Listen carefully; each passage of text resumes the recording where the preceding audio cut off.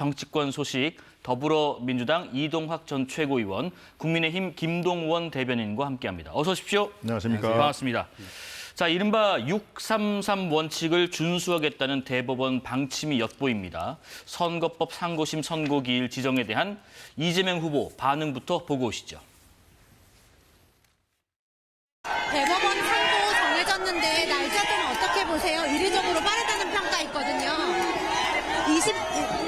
법대로 하겠지요. 법대로 하겠죠. 짧게 발언을 했고요. 대법원 전원 합의체 회부된 지 9일 만에 선고고 좀 이례적으로 속도를 높이는 배경에 대한 말들도 많습니다. 대법원이 내릴 수 있는 결론은 일단 상고 기각으로 무죄 확정, 또 유죄 취지의 파기환송 다시 돌려보내고요. 그리고 가능성이 좀 낮다는 게 중론인 파기자판 이렇게 세 가지입니다. 이동학 의원님, 지금 어떤 결과 나올 것으로 예상하시고 또 시기적으로 혹은 내용적으로 그 근거는 뭘지 말씀 부탁드리겠습니다. 저희는 기본적으로 이것이 무죄가 확정될 것이다라고 보고 있습니다. 예. 왜냐하면 처음부터 정치적인 기소였습니다. 정적을 죽이기 위해서 사실상 패배했음에도 불구하고 그것이 당선 목적 허위 사실 유포라고 하는 것으로 탈탈 털었거든요. 네. 그 지점에서부터 일단 문제가 좀 있어 보이고요. 그리고 특히 여기에서 걸었던 이 선거법과 관련돼서는 헌법 소원권도 꽤 많아요. 그렇기 때문에 대법에서 한 번은 판례로 좀 정리할 필요도 있는 겁니다. 네. 그리고 이것이 이 633 원칙이라고 이야기를 하는데 국민의힘에서 지금 국회 선진화법 위반으로 지금 6년째 재판도 진행이 안 되고 있습니다. 저는 633 원칙이 6년, 3년 원칙인 줄 알았어요. 그런데 예. 이것이 계속해서 특혜성, 이걸로 지금 계속 진행이 되고 있고 그리고 민주당 특히 이재명 대표를 향해서는 굉장히 이 첨예한 어떤 이 현미경을 들이대가지고 법의 잣대를 계속 들이댄단 말이죠. 네. 그렇기 때문에 저는 이것이 정치적 상황으로 계속해서 활용하기 위해서 검찰이 움직여줬고 그것이 어쩔 수 없이 지금 재판으로 넘어간 상황이기 때문에 저는 이 부분에 대해서는 분명하게 정리를 해줄 것이다 이렇게 보고 있습니다. 예, 대법원에서는 내일 TV 생중계도 허가한 상태인데 김동원 대변인님, 네.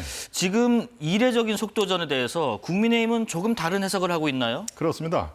예, 상당히 이례적이란 그 표현이 적절합니다. 지금까지 전례에 비해서 9일 만에 선고 기일이 이제 그 전원 합의체로 회부된 지 열흘도 채 안 된 상황에서 이 선고기일이 내일 오후 3시로 정해졌지 않습니까? 그렇습니다. 매우 이례적인 것만은 확실합니다만은 저는 이렇게 생각합니다. 저희 대법원은 국민들이 위임한 권리, 최종 모든 법적인 판단의 마지막 보루다라고 하는 국민이 위임한 그런 권리를 지금 행사를 하는 것이고요. 결과가 어떻게 나오든 간에 대법원은 대법원 역할을 충분히 하겠다. 어떤 역할을 하느냐? 예. 바로 6월 3일 날 이제 대한민국을 살리느냐 그렇지 않느냐 가장 중요한 대선이 있지 않습니까? 여기에 불확실성을 제거하겠다라는 대법원 판단은 그렇게 생각을 합니다마는 대법원 판단의 불확실성 이것은 뭡니까?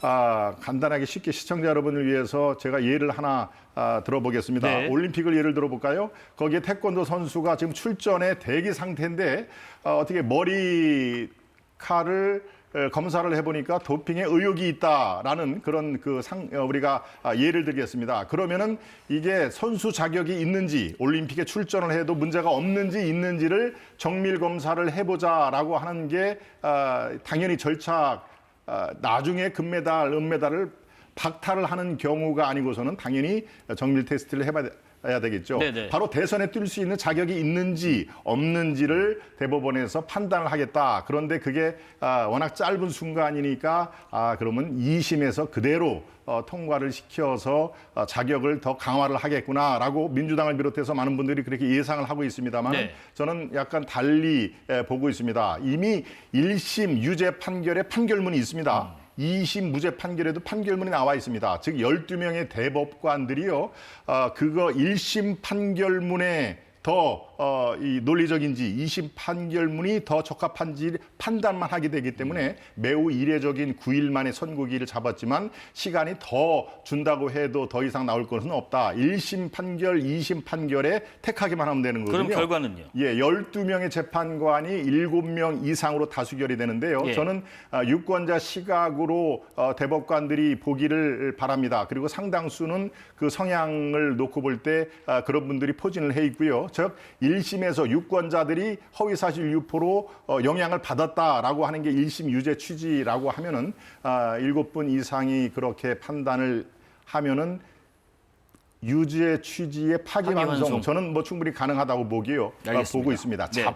파기 자판의 가능성보다는 파기환송 이쪽에 무게 중심을 두는 거 아니냐 저는 그렇게 해석을 하고 있습니다. 네. 저는 조금만 예. 반박을 좀 드리면 지금 대법원은 법률심입니다. 2심에서 법률에 위배되냐 안 되냐 이걸 하는 것이지 1심과 2심을 선택지로 놓고 어느 한쪽을 선택하는 것은 아니라고 보고요. 속도와 관련돼서는 도대체 왜 이렇게 대법원이 서두르냐. 그동안 이례적인데 이것은 최근에 사법 불신과도 연관이 굉장히 큽니다. 지기현 판사라는 분이요. 윤석열 전 대통령을 이 구속적부심에서 체포적부심 시간까지 넣어가지고 그리고 날을 시간으로 계산해가지고 사실상의 탈옥을 시켜줬단 말입니다. 이 부분을 지켜봤어요, 국민들이. 아무에게도 적용되지 않았던 걸 유독 윤석열 전 대통령에게만 이걸 적용시켜줬단 말입니다. 그러면서 검찰만 완전히 삐뚤어진 눈으로 세상을 보는 줄 알았더니 법관마저도 이러고 있네? 이런 것에 대한 사법 신뢰가 붕괴될 위험에 처하자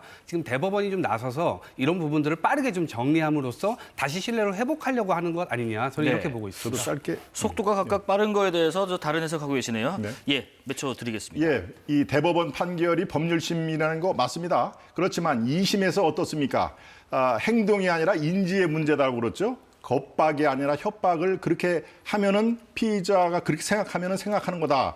애매할 때는 피의자 손을 들어주는 것이 법조계 지금까지 관례라고 하는데 그게 법조경이 잘못돼 있을 수도 있다는 얘기를 드리는 겁니다. 그래서 유권자의 시각으로 바라봤을 때 바로 인지의 문제는 법적으로 처벌을 못한다라는 법조경이 잘못됐으면 당연히 파기환송을 할 수가 있는 가능성은 남아있다. 이렇게 정리를 합니다. 내일 뭐 오후 3시에 이제 결과가 나오니까 아마 뭐 주문 읽고 쭉 하면은 저희가 방송하는 이 시간대쯤에는 정리가 될 것 같습니다. 계속 지켜봐 주시고요. 각 당 대선 준비 상황으로 넘어가 보겠습니다. 오늘 민주당 중앙선대위 1차 인선이 발표가 됐습니다. 총괄 선대위원장직에 윤여준, 또 강금실 전 장관, 또 정은경 전 질병관리청장, 경선에서 경쟁했던 김경수 전 지사 등이 포함이 된 상태고요. 지금 공동선대위원장에 김동원 대변님, 지금 이석연 전 법제처장이 이름을 올렸고, 그렇습니다. 뭐 그러다 보니까 이제 뭐 이렇게 매치를 하자면 이회창의 윤여준, 노무현의 강금실, 이명박의 이석연, 민주당에서는 통합의 방점을 둔 용광로 선대위를 표방했는데 용광로 선대위인가 아닌가 하는 의견도 있어요. 네. 의견이 어떠십니까? 표면적으로는 용광로 선대위를 향해서 꽤 준비를 많이 한 걸로 읽힙니다. 네.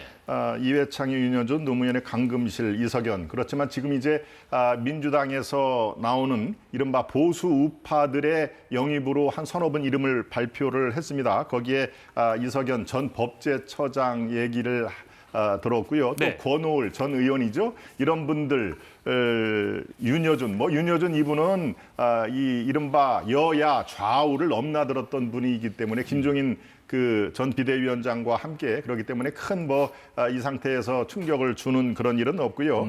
바로 이 이석연, 권오을 이런 민주당에서 아주 그 공을 들여서 영업을 했다는 분들이 사실은요.